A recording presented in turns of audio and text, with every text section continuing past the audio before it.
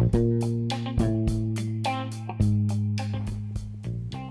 this is Mike from the Graphic Novel Show. Are you interested in starting and running your own podcast? Well, you know, this is the second one that we've done. We used to do a different one, and we decided to start this one.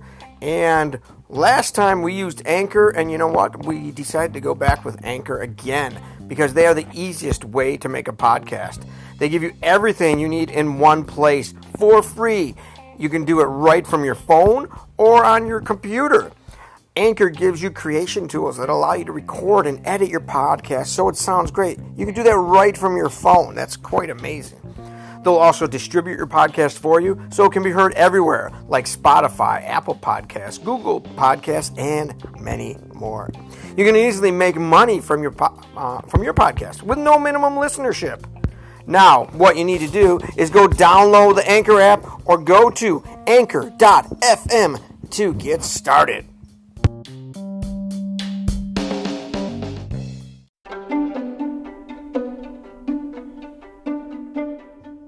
Hi, I'm Parker, and I use they, them pronouns. And I'm Mike, and I am he, him, and whatever else fits. And this is the Graphic Novel Podcast. Welcome to our show. Thanks for listening. Yeah, this is a show where we read graphic novels or sometimes some short comics, zines, things like that. And then we do a review discussion. And we can talk about a lot of different things on this show. Sometimes we talk about divorce. Sometimes we talk about abortion. A lot of times we talk about queer issues. We have kids and relationships, all different kinds of stuff. So, yeah. So it's a cool show. And we're glad you're listening. And if you like our show, we'd appreciate if you go to Twitter, go to Apple Podcasts, and give us a great rating. And if you leave a review, we may read it on the air. And if you visit us at anchor.fm, Graphic Novel Podcast, you can actually leave a voice message that we can play on the air. That's exciting. Do you remember growing up and hearing your voice, thinking how cool it would be to hear your voice on the radio? Yeah. All right. Well, and on to today's show.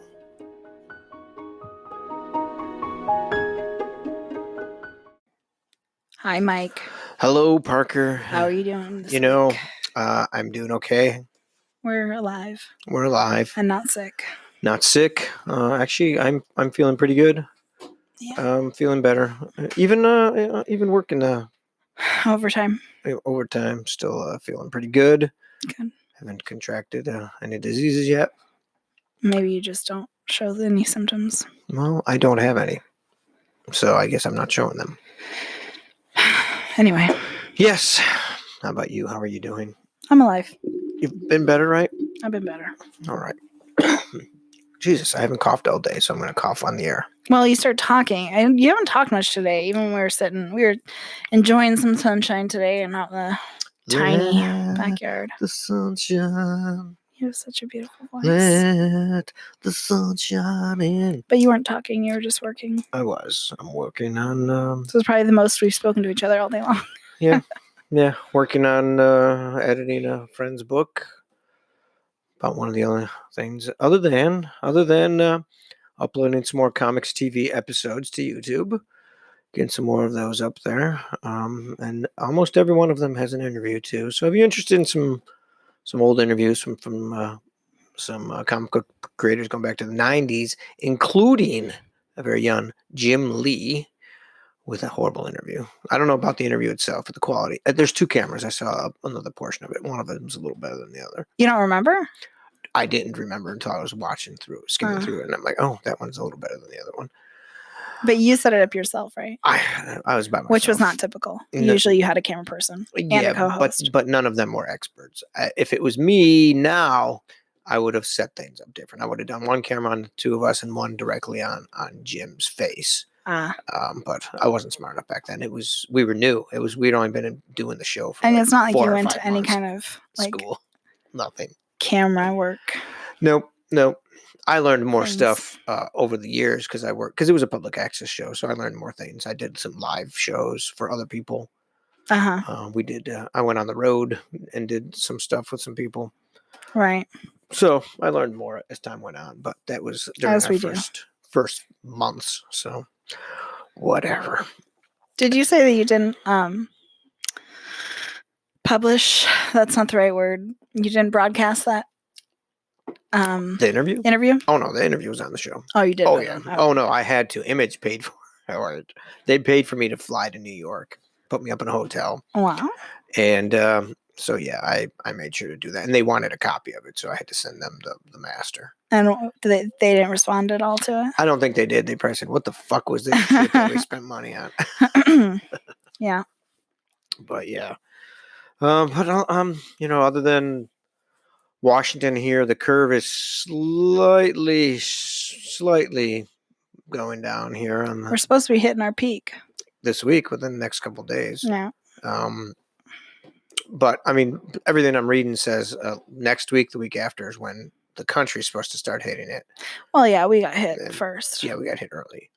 But so we'll see. We'll see what happens with that. We're still going. Everything's good here. I haven't heard any. Do you maybe last month they were talking about how people were getting reinfected. Have you heard anything more about that?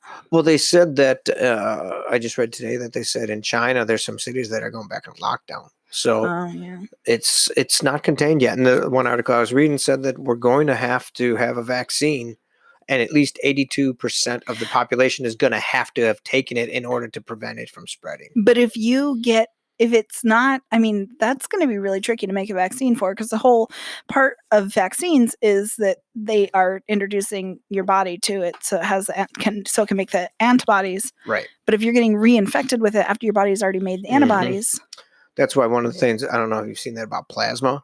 They've been talking about people who've recovered, and they were talking about taking their plasma and using that and then inserting it into sick people to see if that worked.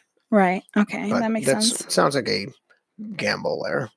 Well, anything is, but they got to try something, right? Yeah.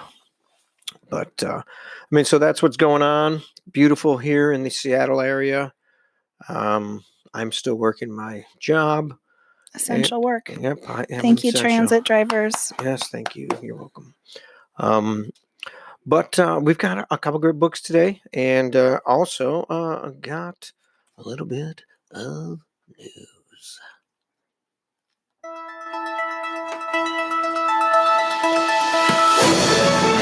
Okay, top in this week's news. All right, first big thing is Image Comics. We were just mentioning them. They have laid off 4 of their, I believe they're 4 production people. Oh, wow. Yeah, so that's a lot of people were taking it hard online. They said that the production staff there is great, and they were saddened that they were losing their job at this time. But like everybody, there's a lot of stuff going on online. People reading because Diamond, the major distributor, has suspended distributing comics. So people are saying, is this the end of that monopoly they've had? And are we going to be able to allow the small presses? Are they going to just change the way things are done? I don't know if we talked about this last week or if you and I talked about it, how digital comics only make up a small percentage of comics sold still. Right. They're still mainly the paper that people are buying. Because people are saying, well, why don't we just go to digital comics? Then we don't have to worry about that. Uh-huh. Yeah, but you know what? I like it, and a lot of people probably like to hold that book in their hand. Especially graphic novels. I mean, this was a huge thing, right? When digital books came out, too. It was nobody's going to have libraries anymore. And yeah. But instead, it's just enhanced our libraries so much. Well, yeah. I mean, there's always going to be people who want to hold that book in their hand. Like, I am one of those people. I want to hold the book. It is not easy for me to read digital books, audio, books at all. I can't. I never can get into it in the same way. I don't know if it's just like smelling the pages that it definitely put me in that mindset, and it just makes my imagination awaken or what. But I'm sure that it's going to be the same way for comics. So I think that the people that can do digital and have that get that way to get their work out there, I think that they'll benefit from doing that. And I think that there's always going to be the physical format. And do you think that there's a downside to focusing on, especially during this. Well, right now, I know what I mentioned last week was DC was going to release theirs as digital, right? But I think that I don't know if there's a downside, because if people still if they can still buy them, like on Comixology or however they're going to buy their digital comics, if they're still paying for them, and creators are still getting paid for their work, then the big, and it's going to be way less expensive to make a digital comic. So I mean, right now, my guess is the way it happens is you've got publishers, you got a lot of small publishers and everything. They take their books, they send them to Diamond. Diamond then says, okay, we've got 2,000 stores. They've all placed orders, and here's all their orders. But now we have to ship them to all these 2,000 stores. But it's one, not one company doing this. Instead, if you have it, 20 companies sending it out to the stores, it makes it harder for smaller publishers to have to deal with a lot of stores. Right. That's the one downfall. Now there may be some mid-level distributors that can handle doing that and take a bunch of those small press people, which some of them already do. Right. Because there are some places that distribute to Seattle, a bunch of Seattle stores, and they take a bunch of people's works. So, I mean, there's probably ways that it's probably going to get... You're going to get the digital stuff because there's always going to be people that want that. Yeah. And then there's going to be ways it's probably going to change somewhat the way that. And I mean, we've seen some great. I mean, there's a lot that I like when reading the digital graphic novels too. I mean, you can zoom in and look at these details up close and personal. And yes, I mean, you can take your face and shove it in a book, but you can't scan panels, which is kind of cool. You swipe and it jumps to the next panel, which is pretty cool. Yeah. But something's gonna change after this. Our world is not gonna be the same after this pandemic is over. I can't imagine it. I can't imagine it going back to the way it was. Well, but I also know that I always feel that way about things, and I'm like, no, the world, we couldn't possibly forget, and then it's like everybody forgets. Yep, I mean, I don't. No, you're right. But it seems like the world does. You're right. And we have very it's short, just really strange very sometimes. Short memory. Which is why I can't pretend to even imagine what the world's going to be like after this. I'd like to think that there are huge changes. I'd like to think that universal basic income becomes a thing, but I just don't. Yeah, I agree. I don't see it. I don't see it happening, unfortunately. No, I agree. All right, a couple other things. We got a bunch of news stuff, but I'm going to go with just this for today. Titan Publishing, they have a hard case crime imprint, and they've got two new things. They've got Mickey Spillane's Mike Hammer, Masquerade for Murder, which is a novel. It's just a plain old novel. Mike Hammer, I've read a bunch of Mike Hammer. I love those hard-boiled detectives from like the 50s that they don't put up with any nonsense. It's cool, and it's just like the old time radio shows I listen to. A lot of them are the same type of characters. A lot of them are they're tough guys carrying a gun and fighting people and stuff, and figuring out murders and everything, and it's pretty cool. But apparently, Max Allan Collins, written by Mickey Spillane and Max Allan Collins. Max Allan Collins, this is one of the ones that was not finished, I believe, when Mickey Spillane died. Oh. And he finished it and was able to put it together, and it sounds good. But then there's another one written by Max Allan Collins and illustrated by Terry Beattie. It's called Ms. Tree. And this is volume 2. Oh, Ms. Tree. I didn't even get that until you just laughed. Ms. Tree. Wow. Is it Mrs. Tree? Probably not. No, it's Ms. Tree, volume 2. Skeleton in the Closet. From the minds of Road to Perdition author Max Allan Collins and artist Terry Beattie comes the second collection of the classic Ms. Tree comics. Follow the private investigator, Ms. Michael Tree, through... Seeing that Michael is her name, too. Through maybe even it's more, Michelle is it Michelle. French? No, it's Michael. Thrilling cases, she races to solve crimes of passion, murder, and intrigue. The 6'9" carrying private detective. So she's a big tall person. So sounds like a cool thing. Looks like some good artwork. Can you imagine being 6 feet tall? 6 feet tall. That's 6 inches taller than I am, so no, I can't. I can't either. No. But it looks great. Love to check that out. So those are from Titan Comics. Sometimes I stand on the step stool, and that puts me up at probably about 6 feet tall. Oh, yeah. And I'm like, this is what tall people feel like. Yep. And then and like, I have to bend over to wash my hands in the sink. Yeah. All right. Well, let's do the first book we're going to check out today, which is The Squirrel Mother Stories by Megan Kelso. The Squirrel Mother is Megan Kelso's second collection of graphic short stories, all of which originally appeared in various magazines and anthologies between the years 2000 and 2005. Kelso's work is characterized by subject matter that fits roughly into two disparate camps: personal and semi-autobiographical stories that draw heavily on the details of her childhood and adolescence, and stories about the idea of America and American history, such as a trilogy of short pieces about Alexander Hamilton. Mm-hmm. The Squirrel Mother features 15 stories, including 2 stories, Meow Face and Aide de Camp, done especially for this volume. Megan Kelso is an American comic book artist and writer. Kelso started working in the 1990s with the mini-comic Girl Hero, which won her a Zurich Foundation grant in 1993. She has since published several other projects, including Queen of the Black and The Squirrel Mother.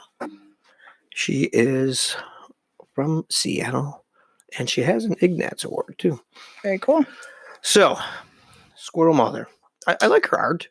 I do, too. I really like the art. Some of it's in color, some of it's black and white. And like you said, it's a bunch of different stories. Some of them are autobiographical. Some of them are weird stories. They're not weird. They're different. They're just historical. Okay. The Alexander Hamilton thing, I could not read. I'm sorry. You couldn't read it? Nope, I couldn't read it. I don't know why. You're such a history buff, too. That always surprises me. I know. I guess I wasn't expecting it, so it turned me off. Oh, that's sad, though. I don't know why. It was funny. I mean, you enjoyed it? Yeah. Yeah, the first couple pages were good. Then I couldn't get into it. That's the only part. Who was Alexander Hamilton in love with? I can't remember. I forgot to. Was it him? I can't remember. George Washington? I don't know. Let me see They were gay, or they had an affair or something. But I don't know. It makes me want to read it again. Well, I mean, God, I feel like it's been forever since I read it. Yeah, probably been a couple weeks. Your Excellency. Yeah, let me check it out. Come in, my boy. I can't remember. Let's talk about unless I'm thinking of a different story. Now I'm confused. No, I feel like I do this every week. It was in there. This is what happens when I don't see. That's why I wait so long to read the books until like the day before we record. I know. Because now, like, it was, I don't know, 3 weeks ago when I read that, I feel like. Probably. And with everything that's going on now, it feels like months ago. Yeah. And it just feels like so long ago. But I like the autobiographical stuff too. And so the Squirrel Mother was part about an actual mother who was a squirrel, right? And left her children to pursue her dreams because she had given them up in order to have children. And then she's like, well, the kids are resilient. Yeah, it was, but it's the Squirrel Mother.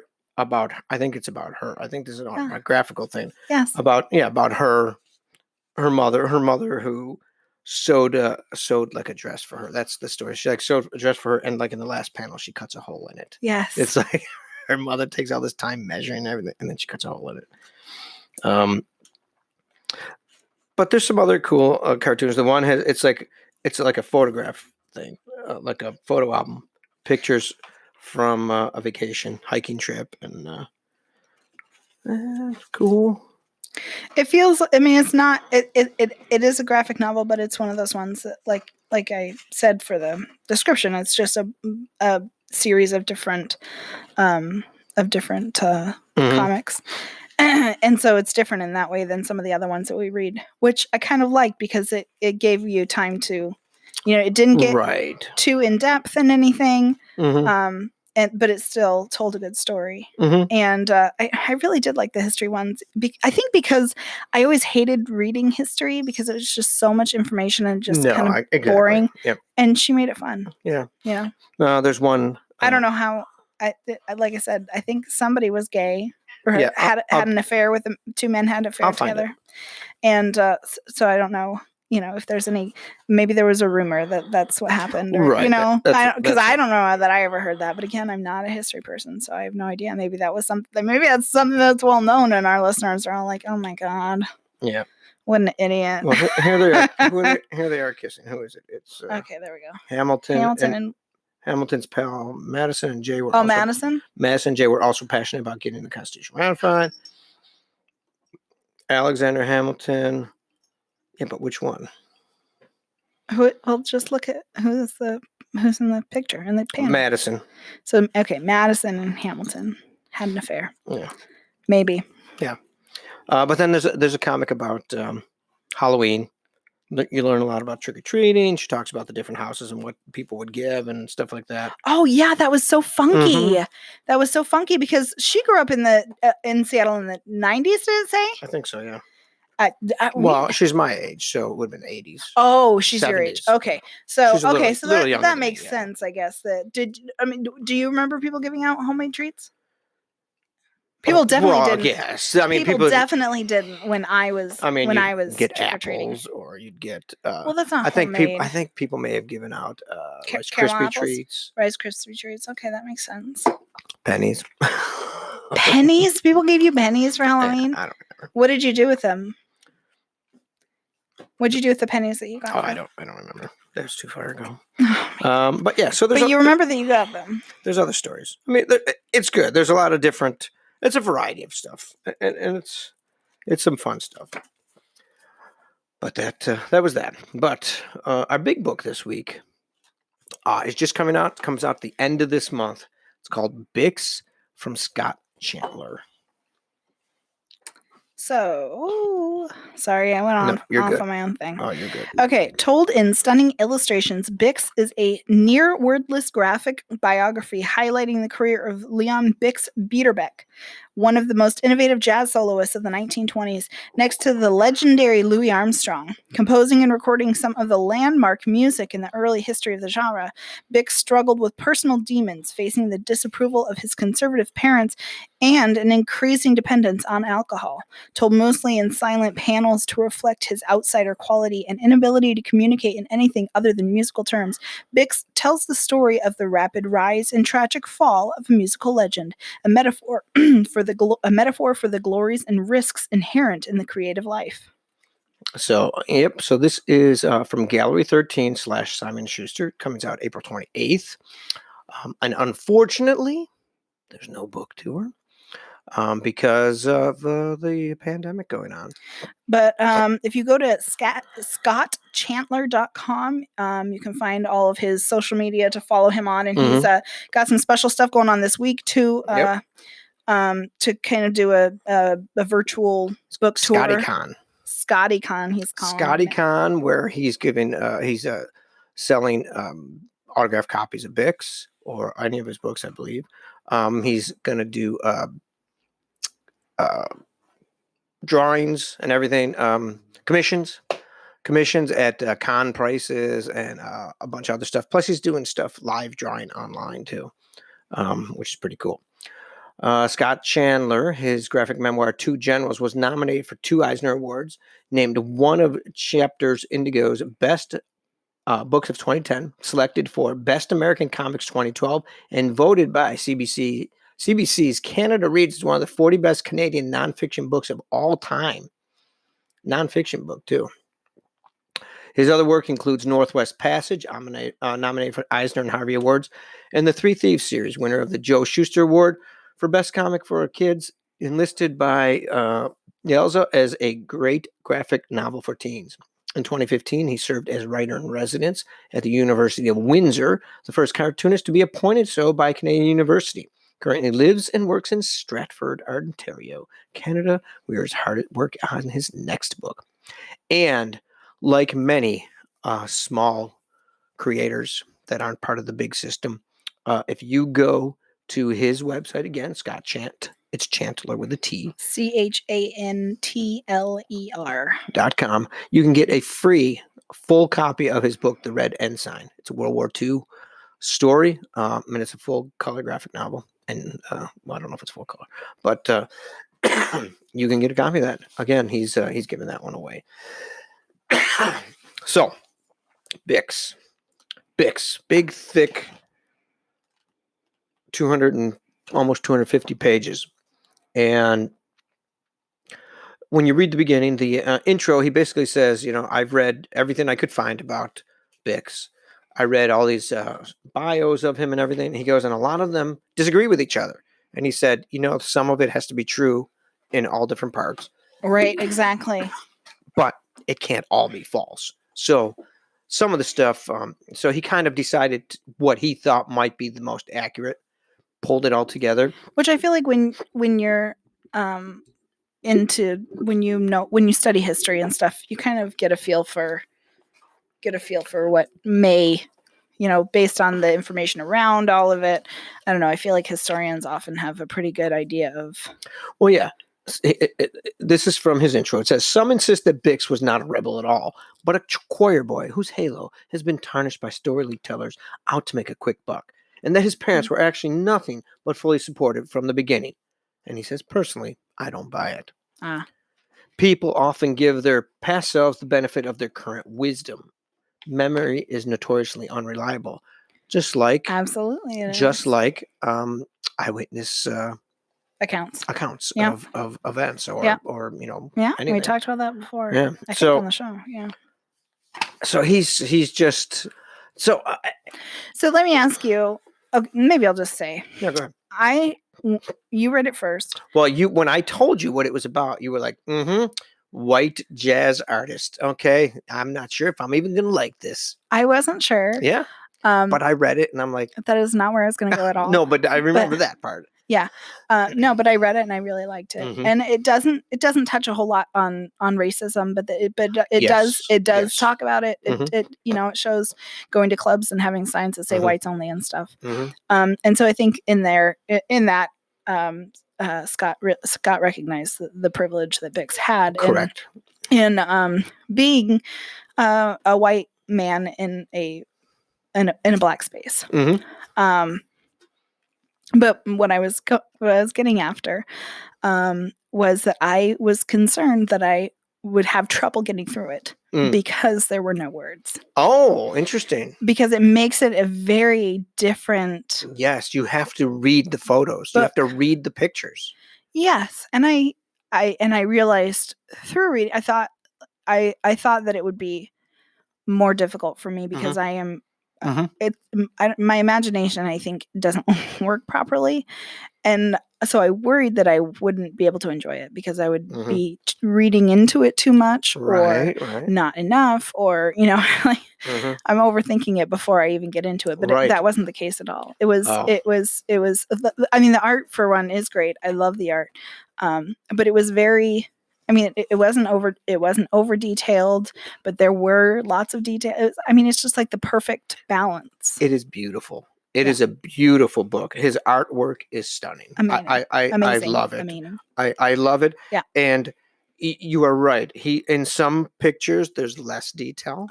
So you can focus on certain things. In other ones, there's a full detail, like an orchestra and everything, and all the people in it and everything. This picture of his father walking up a staircase, and each baluster is drawn out with little wooden round knobs and everything. I mean, it's very detailed in some aspects. Right. And there's only like 2 pages of maybe there's a few more. Like there's like 6 pages of words that have words on them. Right. And that's like it. Yeah. The rest of it, you look at it, and I told you, I said, I can hear music, and you just look at it. It's like you could see these people. You can imagine this being a smoky club with a bunch of people sitting around and this jazz music playing, and these guys up on stage just going full bore and loving every second. Yeah, yeah. And the story is great. I think I agree. The story is great. Now, he put together what he thought was the best account of this. And he does say that it's kind of a reflection of his life as well. Yes, because at the end, you think it's over. And I love how the end started to get there's 4 panels, most 5 panels per page. It's written with a lot of white space. There's tons of white space on the page. Yeah. And there's 5 panels, and then you start to get near the end. Then there's 3 panels, and then they're spread out. Then there's 2 panels. Then there's 1 panel, and it's like, and the book's over. And it's like very cool the way he drew it out like that. Yeah. But then you think it's over, and you get to his acknowledgments, and it's not even like thanks to this person. It's like, this book like saved my life. Yeah. Because he was going through a divorce. Was it his a friend and mentor died during cancer? He lost his mother to mental illness and then death and suicide too. And this was during 2016 and 17 when he was doing this. Right. And this book, and then his father had a debilitating stroke. I mean, come on, how much shit can one person go through? Yeah. So much stuff. And it was this book like held him together during this. And he didn't want to let it go either, because this was like what held everything together. Yeah. And it's like, do I want to give this to the world now? This is what kept me together, Yeah. It had because to be you put it, it's so personal. Yes. It's so personal, and you put it out there, and I mean, it's a gamble, really, because it's so personal, and because you never know the feedback that you're going to get. I mean, there's going to be people that read it and hate it, because there's no way you can ever put anything so vulnerable out and everybody's going to love it. That's just not the way it's going to work. And so I think that he's going to have to be careful about what he listens to and what he reads in response to it, because I it's going to be hard. I can't agree more. I mean, vulnerable is a perfect word too. Yeah. I mean, that it chokes me up just thinking about it, because I know the kind of feelings that you put into something, and all that stuff that you go through as a human, all those different things that he was going through. And this is your baby, and you don't want to give it to anybody, because once you let it go, you have to let go of some of that trauma that happened during that time too. Yeah. And you see throughout his Bix, his drinking is affecting his ability to play music, and all you see is the irritation not all you see, but you see the irritation from his bandmates and friends, and you don't see them reaching out. You don't see them. Yeah, this happened in the 1920s. Right. And he left home. I mean, the basic story is he was like a prodigy. At 7, he was playing the piano to audiences. And, but his parents wanted him to just go to school and everything. And he didn't want to. He skipped school, a lot of different things. And then finally he left home. He just left home to go to Chicago to play jazz. And to do the thing he loved. Yeah, to do what he loved. But which is a big part of jazz is that feeling, is feeling the music, as opposed to just, like classical music, you read what you see on the notes and you, or on the page, and you follow the directions. And a lot of times, they have everything from your volume to your paces to, and jazz is quite different in that way. You don't just read the notes, you read the pages, you get it together, you feel it, you feel those beats, and it comes out that way, because jazz artists tend to just be emotional people. They tend to be those I mean, I don't know if I'm even speaking to it sounds good, but it's just, you can see that in him. And I think that in Bix, yes, yeah, and you can see that when he's struggling, that's what I was getting at too. He's struggling. You don't see his friends or anything like reaching out and saying, how can we help you? Obviously, like you said, it was a different time. It wasn't necessarily a time when people are thinking about, helping their go to AA or whatever. Yeah. Right. Like AA wasn't a thing in the 1920s. Right. So I don't know, but it just seems like I kept wanting to, like, okay, I know you're irritated that he's not showing up for a reason. Like, he's not just, slacking off, he has a problem, and that's what makes it so much more sad too, is that mental health is so hard to even get to the bottom of it when you're stuck. And I just I wanted to hug him. I wanted to hug him. Well, I mean, he rises through the ranks. He signs bigger contracts. They record a lot of records over time. He's involved in these. He's playing the what did he play? Trumpet. And so he's on a lot of these records, and he's so proud of it. Every time they made a new one, he'd send it home to his parents. Yeah. And so one time after he had finally hit rock bottom, he went home, and they'd never even opened them. They had never even opened them. He found them because he wanted to play them. And he thought, at least my parents might have, enjoyed the records while I was gone. Found them all hidden in a box, never even opened. Mother must have grabbed them and hid them before the father even saw them. Because the father was really trying to get him to go to work with him, to work in the factory. And, the father looks like he was like one of the managers or something.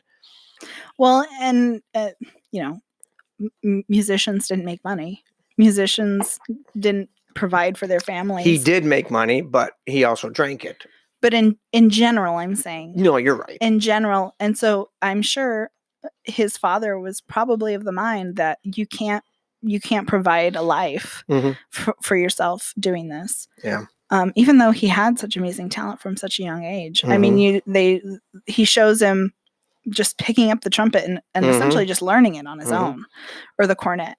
And and I just... Is it the cornet? I think so. Good.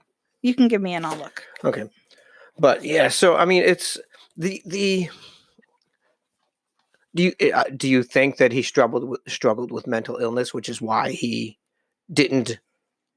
expressed himself through his music? I mean, I don't know anything about Bix other than what I've read here, but I would venture to guess, yeah. Because he didn't speak much. Even when people talked to him, he didn't say much.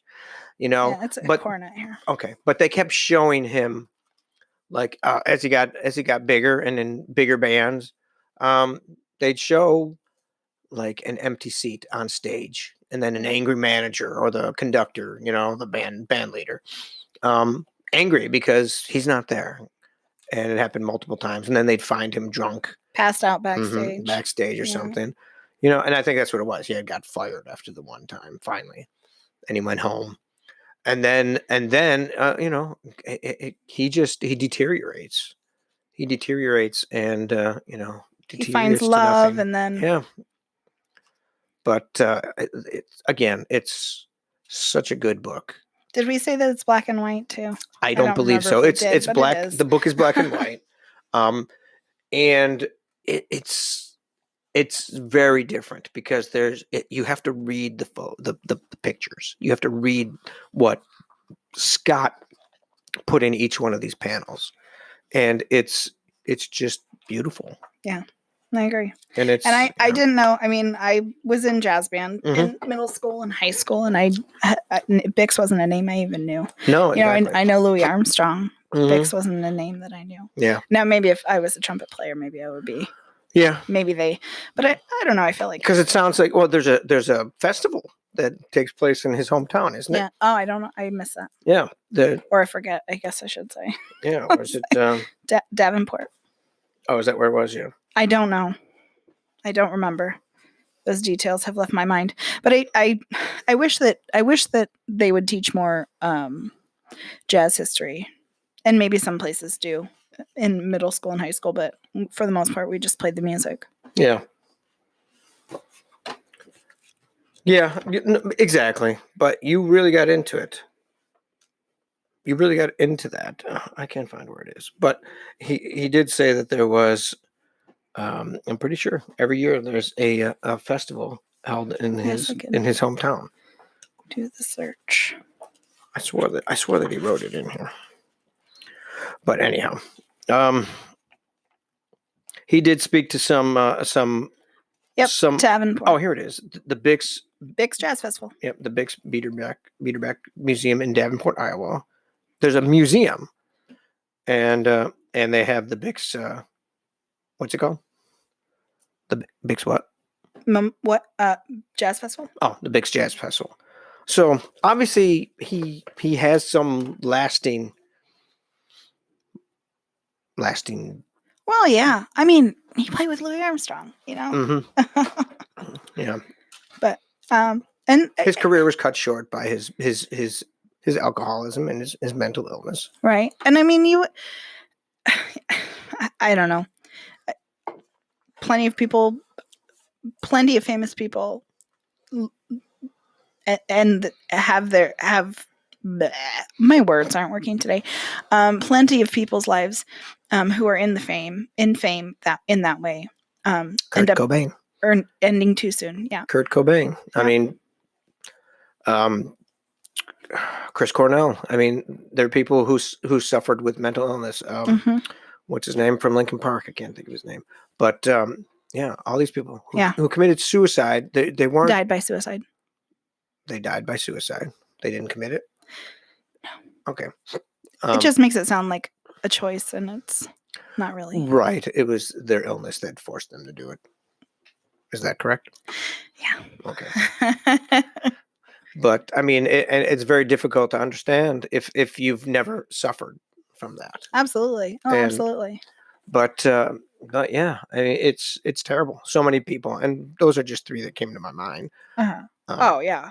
But so many other people that, you know. But when you think of Janis Joplin, Jim Morrison, Jimi Hendrix, all them back in the late 1960s, they all died from some type of alcohol-related incident. Overdoses, So I mean, which isn't necessarily dying by suicide. But again, they were cut short by their addictions that they had or whatever. So it's it happens to a lot of people. It happens to too many people. Yeah.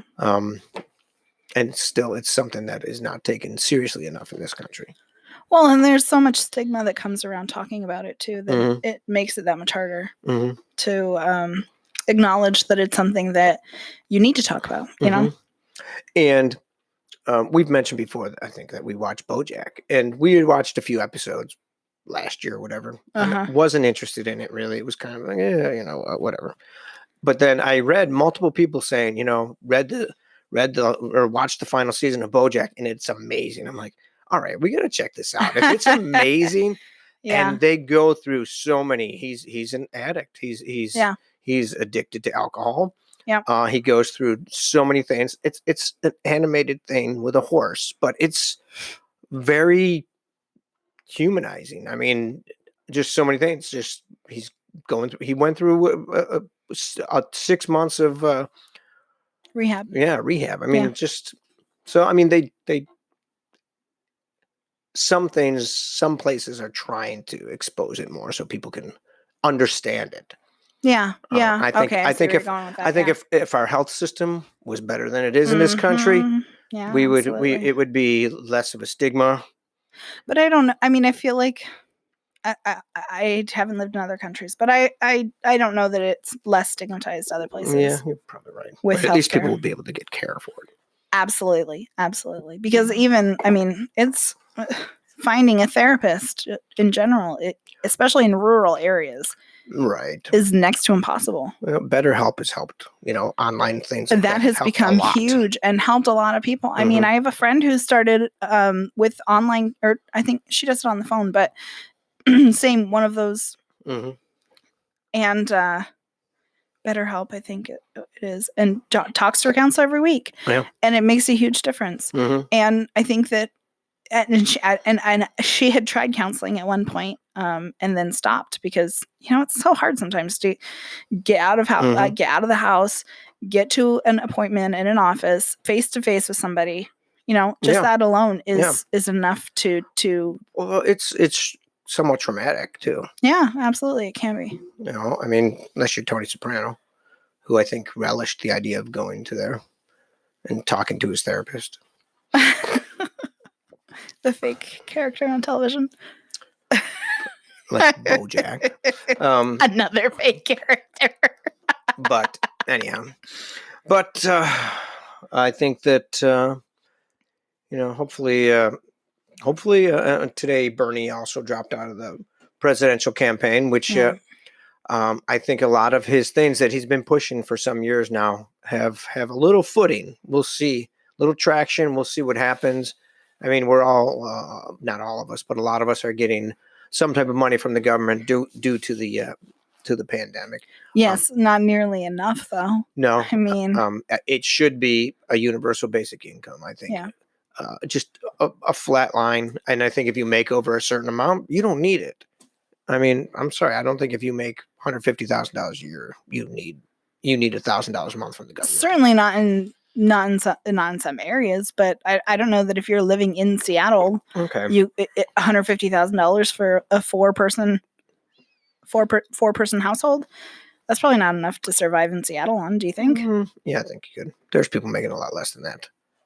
And while we're talking about it, let's talk about the people on the front lines, the food service workers and the grocery clerks who are essential people who without them, who so many say don't even deserve to make a living wage. Yes. Yeah. Yes. Oh, a McDonald's worker making $15 an hour while I'm an EMT or I'm a police officer or whatever, or I've been working in a factory for 20 years and I'm always just us versus them. Yes. It always is. Yes, because that's the way our country, they've made it us versus them. Mm-hmm. I don't know if we've talked about on here how companies, they tell you, don't tell your coworkers what you're making. And they don't even directly, I feel like. Oh, I have. Oh, you've had? Oh, yes. In recent years? No, I'm in a union now, so everybody knows what everybody makes. Well, I know which is different.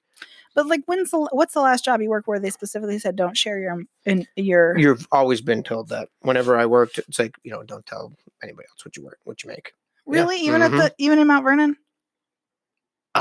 You know what? I don't know. I remember you having that mindset. I remember you having that mindset, and you came home and you were talking to me about it, and I said you should tell. Mm-hmm.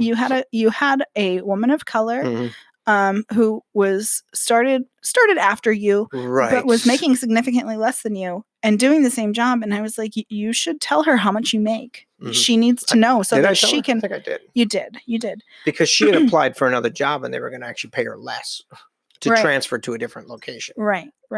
Or a different position, whatever it was. But they were going to pay her less. And she's like, why would I make less to do the same thing I'm doing now? Yeah. Yeah. But, so I'm hoping, going back to this, hoping that some of these things that Bernie has started actually go somewhere. And people have to remember that when all this shit is over, that fucking McDonald's worker still deserves $15 an hour. Absolutely. Just because right now it's a drive-through, and maybe you're using Grubhub to have it delivered to your house or whatever. Right. We've used food delivery more than we ever have. Ever. I mean, even going to Domino's or whatever, we would always just drive there. We use delivery all the time just because it's there and it seems safe. It does feel more secure for sure. But yes, remember this. Remember that, people. And so. We're always tipping. Yeah. Way over what we even normally would, because they are putting themselves out there. Mm-hmm. As are you, honestly. Yep. I put myself out there all the time. Anyhow, thanks for listening. Remember, check us out on social media. Like us on Apple. Did we say when Bix comes out? I feel like we glossed over that. Okay, April 28th. Yes. And you can pre-order, I assume. Pre-order from them? Probably still them for Amazon, whoever, any one of those places that you can get it from. Yeah, make sure. I mean, it's worth a read. It's fabulous. It's an amazing book. I loved it. I loved every minute of it. Yep. And I honestly didn't think that I would just hearing what I had heard, but I was from you. Yeah. Yeah, I mean, just based on your description, based on the description of not, no words and I get it. And so it was, but I was pleasantly surprised and absolutely loved every page. I just was touched. I agree. Well, until next week, my name is Mike, and I'm Parker, and this is the Graphic Novel Podcast.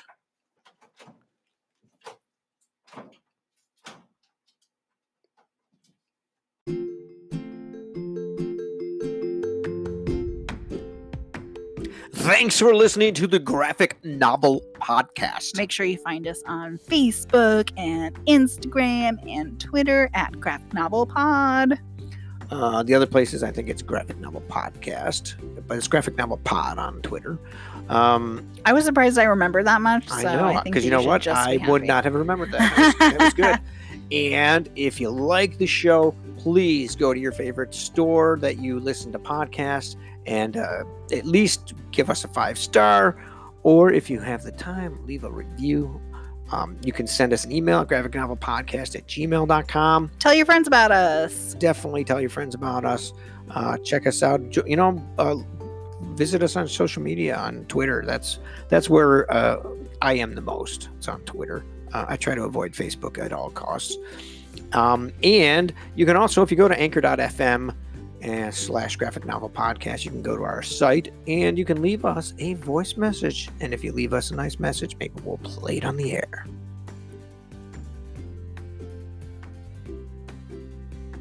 Is that it? Nothing else? You don't want to say anything else? Nope. Good for you, Krabby Butt.